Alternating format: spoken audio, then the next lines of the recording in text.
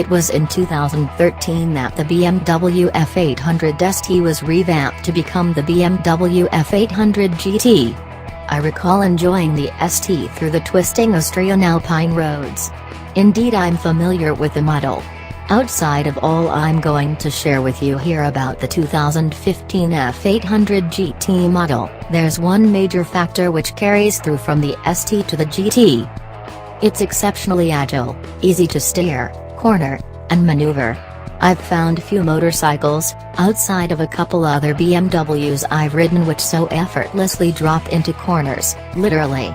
Be it a fast highway curve or a sharp urban turn, the BMW F800 GT is remarkably easy to steer.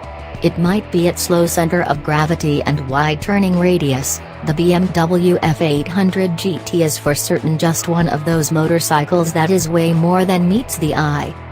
In 2013, BMW Motorrad changed not just the name of the F800 ST to F800 GT but its character to represent slightly less sport and more touring, a light tourer, just like a Coca-Cola Light so to speak.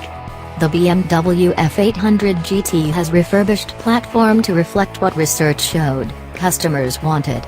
This indeed was a little more tourer, a little less sport, S, and more grand, G, touring.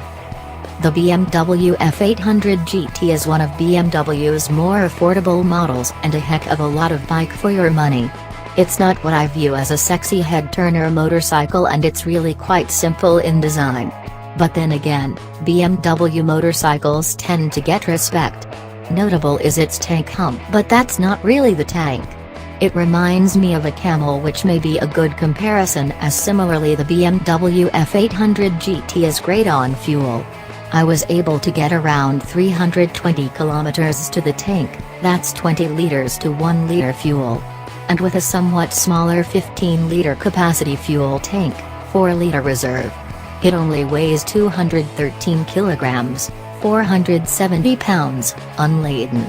As an onlooker, the BMW F800 GT appears heavy, maybe part of that is its front fairings and hump tank.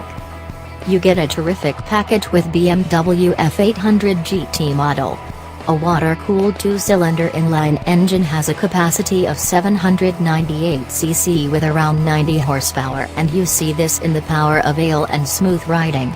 When stopping, you've a dual-channel ABS, the most sophisticated system in a mid-range motorcycle.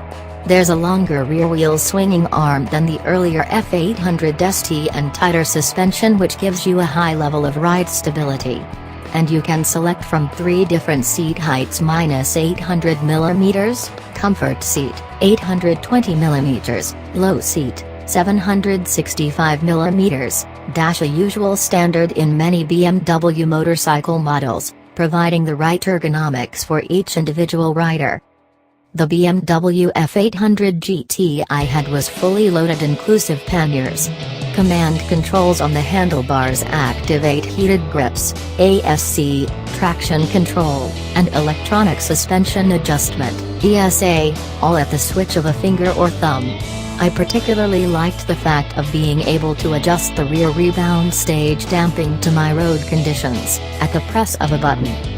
For those looking for an even higher level of safety, assistance is provided by the optionally available ASC. Extremely composed throttle response, you have to be horribly careless with the grip to get anywhere near abrupt acceleration. There's a wide, steady power curve that's linear. The engine never really feels like it's making all the 90 claimed horsepower. Torque is sufficient, but I found the grips and pegs feel a little buzzy. This was most notable at higher speeds. When it's time to slow down or brake, the BMW F800 GT floating brake discs, 4-piston fixed calipers squeeze 320 mm floating rotors up front, rear single disc, diameter 265 mm, single piston floating caliper, provide big stopping power, even with just one finger on the lever. ABS is standard and cannot be switched off, unlike the optional ASC.